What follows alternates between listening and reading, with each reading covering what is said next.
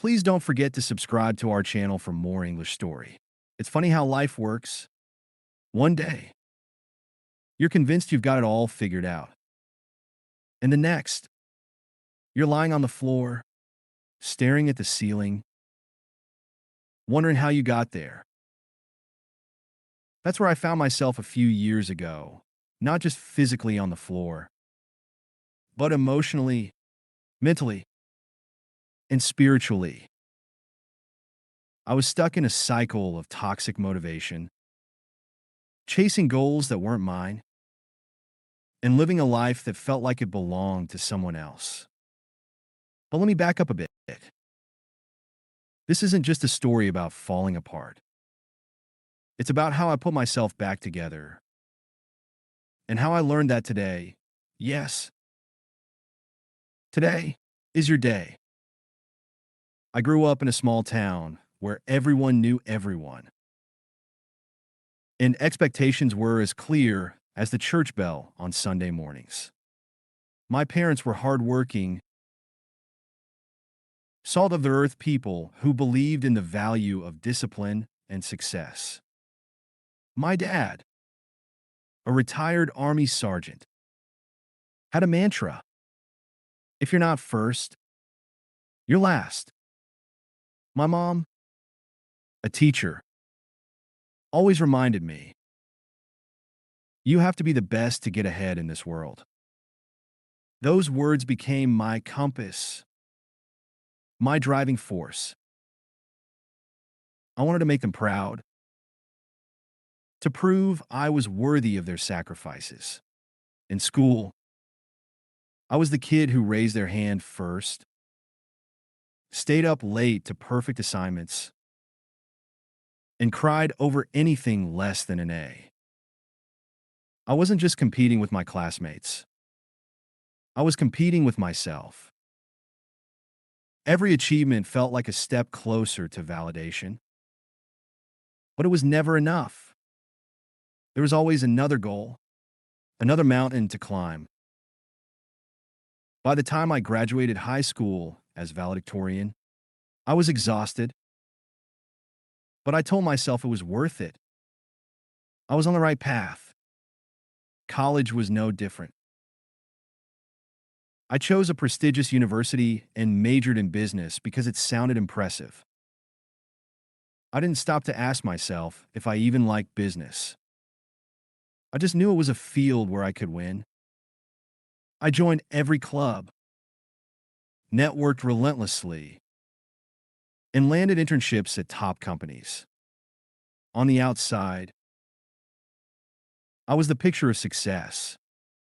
But on the inside, I was running on fumes. My motivation wasn't coming from a place of passion or purpose. It was fueled by fear. Fear of failure. Fear of disappointing others. Fear of not being enough. Then came the burnout. It hit me like a freight train during my senior year. I was juggling a full course load, a part-time job, and the pressure of securing a job offer before graduation. One night, after pulling an all-nighter to finish a presentation, I collapsed in my dorm room. My heart was racing, my chest felt tight, and I couldn't catch my breath. I thought I was having a heart attack. Turns out, it was a panic attack, my first of many. That moment was a wake-up call. But I didn't listen. I told myself it was just stress, that everyone goes through it. I pushed through, graduated with honors, and landed a job at a top consulting firm. I thought I had made it. But the truth was, I was more lost than ever. The corporate world was a whole new level of pressure. The hours were grueling, the expectations sky high, and the competition fierce. I threw myself into my work, determined to prove I belonged. I took on extra projects, volunteered for every assignment, and rarely said no. My colleagues called me a go-getter, but I felt like a hamster on a wheel, running faster and faster, but going nowhere. My personal life suffered. I stopped seeing friends, canceled plans with family, and neglected my health. I told myself it was temporary, that once I got promoted, I could slow down. But the promotions came, and the pace never changed. The more I achieved, the emptier I felt. I was chasing success, but it was like trying to catch smoke with my bare hands. The breaking point came on a random Tuesday. I was sitting in my office, staring at a spreadsheet, when it hit me. I didn't care. I didn't care about the numbers, the clients, or the next big project. I didn't even care about the promotion I was up for. For the first time in my life, I felt completely disconnected from what I was doing. The realization terrified me. Who was I if not the person who always pushed harder, achieved more, and never gave up? That night, I went home and did something I hadn't done in years. I sat still. No phone, no laptop, no distractions. Just me, my thoughts, and the silence. And in that silence, I heard a voice, not an actual voice, but a feeling, a knowing. It said, "This isn't you. This isn't your life." I wish I could say I quit my job the next day and embarked on a grand adventure. But life doesn't work like that. Change is messy and slow. And it starts with small, uncomfortable steps.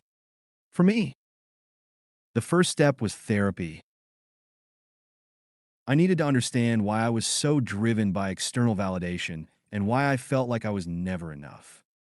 It wasn't easy. I had to confront parts of myself I didn't like, to unpack years of conditioning and fear. But it was also liberating. For the first time, I was honest with myself about what I wanted, not what I thought I should want. I started to make changes small at first. I said no to extra projects at work and yes to things that brought me joy, like painting and hiking. I reconnected with friends and family, not out of obligation, but because I genuinely missed them. I even took a solo trip to the mountains, something I'd always wanted to do, but never had time for. It was during that trip, standing on a cliff overlooking a vast, open landscape, that I had another realization. Today is your day. It sounds simple, maybe even cliche, but it hit me like a lightning bolt. All my life, I had been living for tomorrow, tomorrow's achievements, tomorrow's validation, tomorrow's happiness. But tomorrow is never guaranteed. The only day we truly have is today. And if we're not living for today, what are we living for? I wish I could say everything changed overnight, but it didn't. Old habits die hard. And there were days when I slipped back into toxic motivation, when I felt the pull of external validation and the fear of not being enough. But I also learned to recognize those moments, to pause and ask myself, is this what I want? Or is this what I think I should want? Over time, I started to redefine success on my own terms. I left the corporate world and started my own business, something I never would have had the courage to do before.